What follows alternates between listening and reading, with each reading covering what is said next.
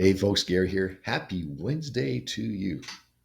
As you can tell, yeah, this cold is still here. It hasn't left since yesterday. It's still around. So, man, I need to get rid of that. So I've been praying for God to take away this cold, and I'm sure He probably will sooner or later.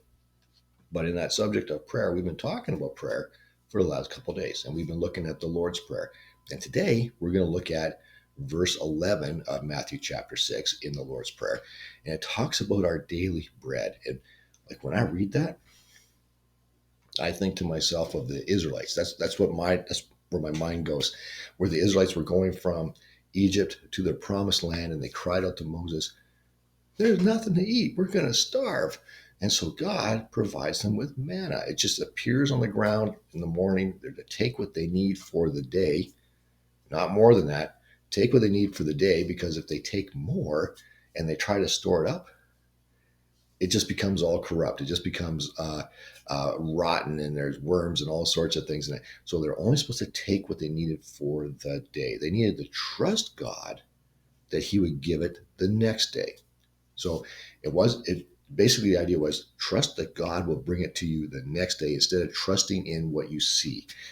And I think there's a real good principle for us here. So verse 11 says, "Give us this day our daily bread." Lord, I trust you with what I have today. I trust that you will provide for me tomorrow as well. I trust that my bread for tomorrow will be there as well. I trust you, God. I'm not going to trust in my stockpile. That's where we can get kind of messed up, where God gives us and God is generous to us, and then we stack it all up, saying, "Okay, now I trust this."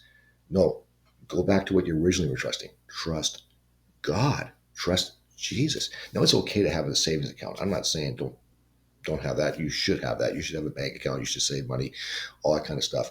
But don't trust that. Trust Jesus. Trust the one who brought it to you in the first place. So we say, "I trust you, Lord, with my daily bread." I trust that the same God that provided for me yesterday is going to provide for today, and He's going to provide for tomorrow. Because I know He loves me and He cares for me, and I can trust Him. So it's about having a confidence in God, where God gives you a confidence in who He is. So go out and have an awesome, awesome Wednesday.